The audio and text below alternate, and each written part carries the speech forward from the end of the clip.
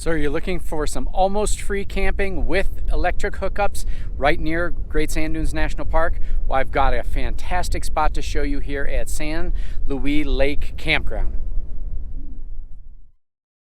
Do you enjoy free camping and boondocking across the United States? Well, we've got a lot more for you. If you haven't already, checked out thewanderingshores.com, and we have an interactive Google map there where you can see all of the spots we've done campsite reviews of, as well as things to do in the area. So check us out.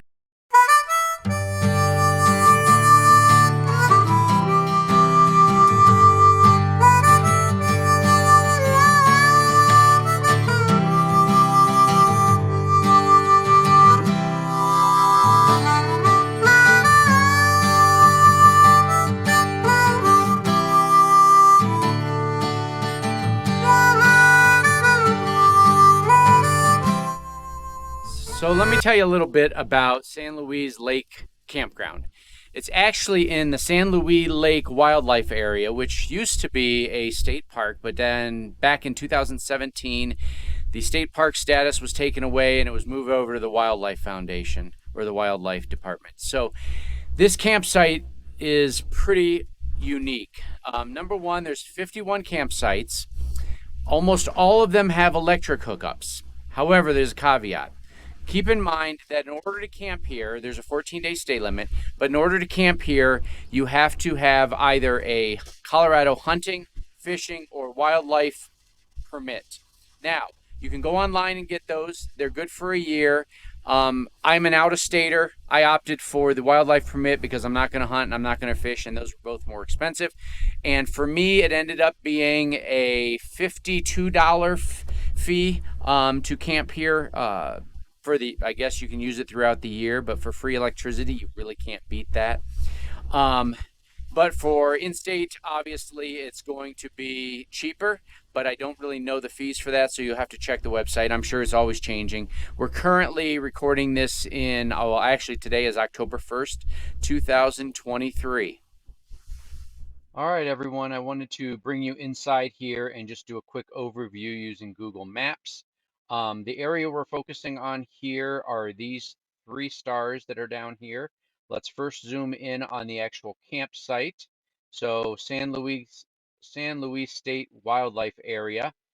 Again, the campendium refers to this as San Luis Lake Campground, but according to Google Maps, it's Mosca Campground. So here we are. Let me give us a map. So you're going to be pulling in off the road out here, which is lane 6 north. You're going to come across here. This is all going to be gravel road in this section, but it's in fairly decent shape, so you shouldn't have any problems. Then when you turn left here, there's going to be the dump station. We'll get to that in a minute, and the garbage is right there. There are 3 loops, as we've talked about. Loop A, which is right here, loop B, which is right here, and loop C. When you first pull in, we opted to go into loop A. This right here is Jim, who is the campground host. He's been here for 6 years, so he will likely be here when you get here as well. He is the one that checks permits once you kind of get parked. You can see there's several boondocking or several camping spots. We are camped right there, which is site 11.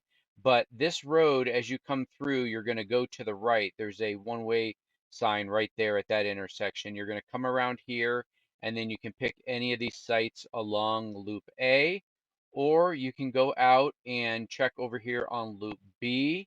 This public restroom right here is a pit toilet, and as of October 2023, it is currently open and unlocked. And then back here is Loop C.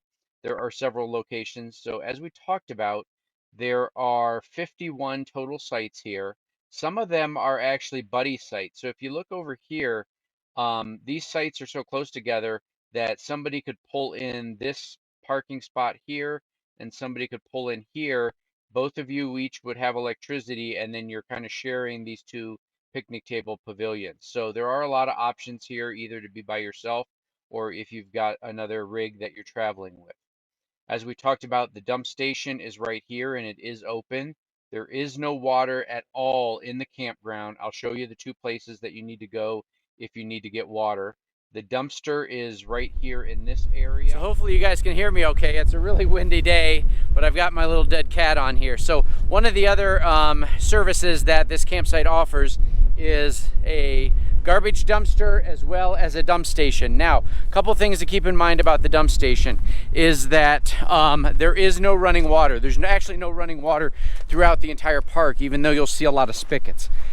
None of them work, but there is a dump station. You won't be able to kind of flush out your tanks or anything, but you can at least dump your gray and black water here at the dump station.